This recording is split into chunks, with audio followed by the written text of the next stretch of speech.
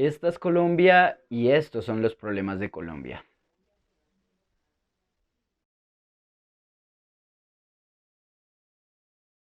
Sí, hoy vamos a hablar del paro nacional.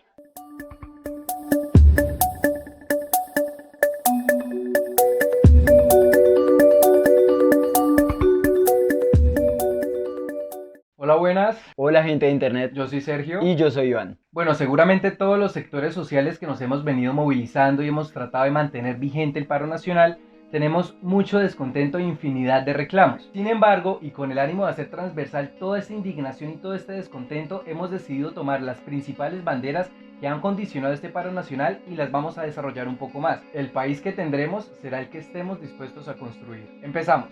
Contra la reforma laboral. Sí. Ya sabemos que muchos uribistas dirán que esto no es cierto, que el subpresidente Duque no va a apoyar este tipo de reformas, pero lo cierto es que Álvaro Uribe Vélez, su jefe y el hombre que se cree el Gamonal de Colombia, radicó el pasado octubre en el Congreso de la República, específicamente en el Senado, el proyecto de ley 212 de 2019, que cito textualmente: por medio del cual se reduce la jornada laboral semanal, se establece el trabajo a tiempo parcial para jóvenes y adultos mayores y se dictan otras disposiciones. Miren, este proyecto de ley es un adefesio, en serio. Álvaro Uribe lo único que hace con esto es demostrar el odio visceral que siente hacia los jóvenes y hacia los adultos mayores en Colombia. En el artículo 6 de este proyecto de ley se propone el contrato a tiempo parcial para jóvenes entre 18 y 28 años y adultos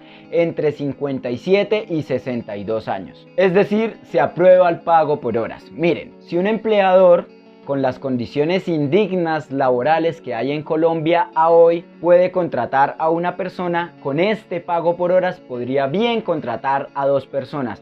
Que queremos el pago de los sábados, domingos y festivos. ¿De qué me habla, Diego? Que queremos las horas del almuerzo. ¿De qué me habla, Diego? ¿Por qué? Porque simplemente van a contratar a una persona para que haga un trabajo específico y chao.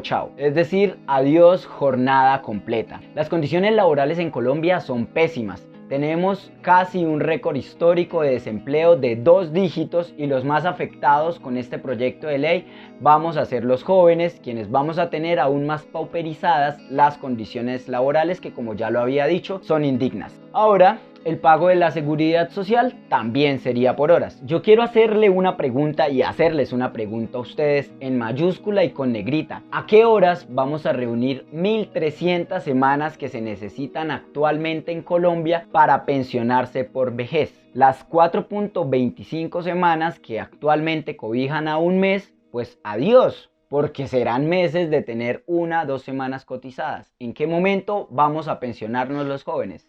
Sin embargo, hace 2 semanas Álvaro Uribe salió a decir que retiraba este artículo del proyecto de ley y que todo seguía como si nada. Yo les digo, realmente conociendo el prontuario de Álvaro Uribe Vélez, conociendo el prontuario del Centro Democrático, conociendo el prontuario del Gobierno Nacional, ¿podemos estar frescos y tranquilos? Yo creo que esto nos debe mantener en alerta máxima, porque si no van y nos meten otra jugadita, como ya bien lo han hecho. Sin embargo, hay que decirlo y hay que aclararlo, que la semana pasada en el Congreso de la República, en el Senado, se aprobó prácticamente a pupitrazo este proyecto de ley. Vemos que esta nefasta sugerencia de la NIF al gobierno nacional de pagarnos simplemente el 75% del salario mínimo a los jóvenes encuentra su argumento jurídico en este proyecto de ley. Ahora, que no es nada inocente, que todo responde a las políticas del Fondo Monetario Internacional y de la OCDE, que vienen convirtiéndose en directrices de obligatorio cumplimiento acá en nuestro país y en todos los distintos países a través de leyes de la República. Así que acá no hay paranoia. Acá lo que hay son razones de peso para oponernos a este tipo de reformas. Contra la reforma pensional. ¿Recuerdan el cuento de Gabriel García Márquez de algo grave va a pasar en este pueblo? Que inicia siendo el presentimiento de una madre y termina convirtiéndose en la absurda realidad. Ese realismo mágico que acá viene convirtiéndose en un realismo trágico es la realidad que vivimos hoy por hoy en Colombia, sobre todo en el tema pensional. Muchas son las voces en el Congreso de la República que piden a gritos una reforma a las pensiones. A esas voces en el Congreso de la República se le ha sumado también el gobierno nacional a través del Ministerio de Hacienda y a través del Ministerio de Trabajo, que en distintas intervenciones a lo largo y ancho del país han declarado la necesidad de reformar el sistema pensional en Colombia. Ah, claro, ahora con la presión que hemos ejercido con el paro nacional, lo niegan todo. ¿De qué me habla, viejo? ¿Pero de qué les hablamos? Bueno, ¿cuál es el fin de esta reforma pensional? Darle cristiana sepultura a Colpensiones, que es la administradora del régimen de prima media con prestación definida,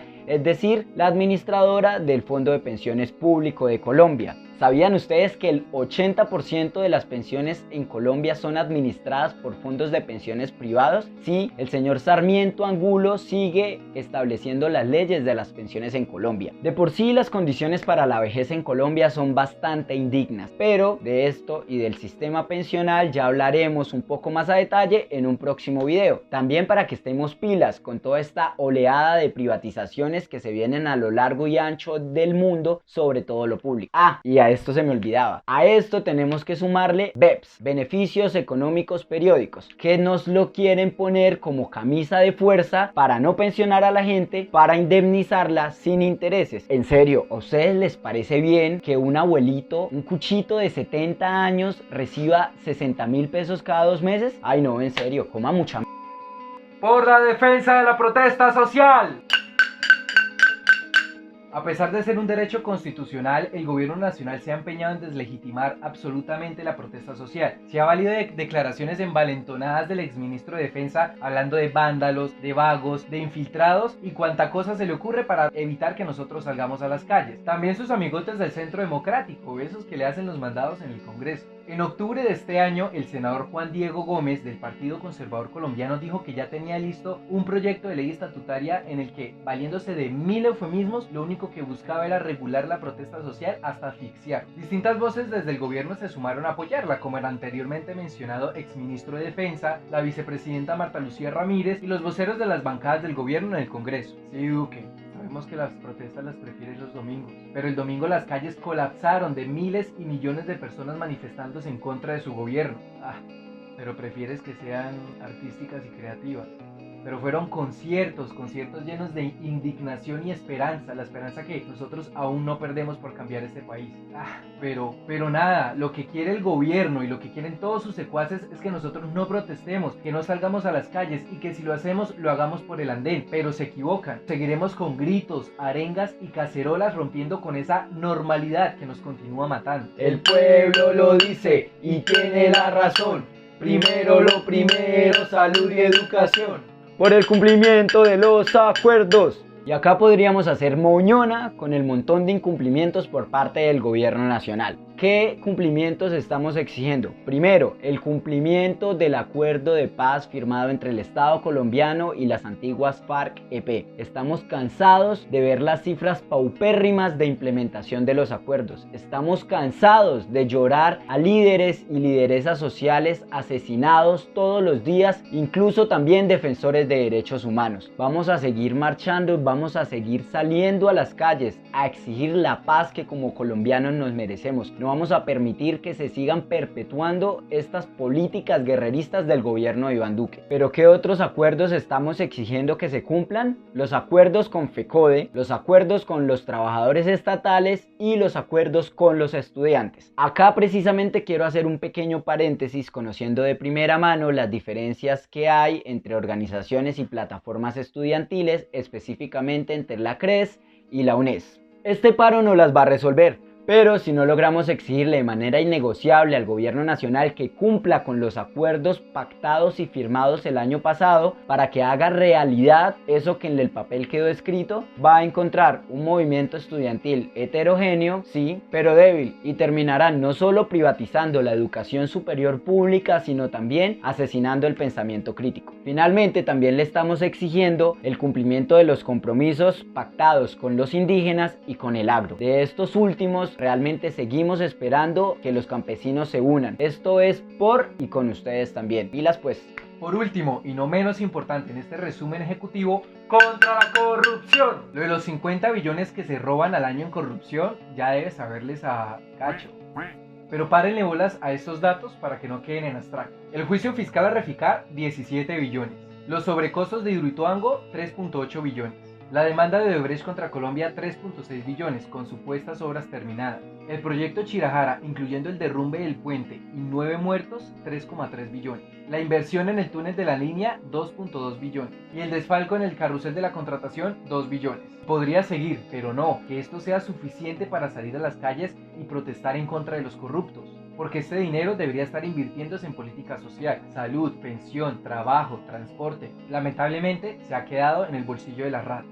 Una mención especial, porque también corresponden a las motivaciones del paro, son el asesinato a niños, niñas y jóvenes en el bombardeo de Caquetá, donde se han reportado 8 asesinatos, pero las cifras ya ascienden a 18. El asesinato del estudiante Dylan Cruz por un proyectil del ESMAD. El holding financiero a través del Grupo Bicentenario, que no tiene otra pretensión sino privatizar las empresas públicas de Colombia. El ambiente de zozobra al que pretende acostumbrarnos el gobierno de Duque para mantener a Colombia en vilo frente a toda la política social. Y que quede claro que en este canal apoyamos el paro y que nos seguiremos manifestando de distintas maneras para garantizar que la dignidad de Colombia sea recuperada. Vamos a continuar defendiendo el presente y la posibilidad de un futuro posible como una trinchera.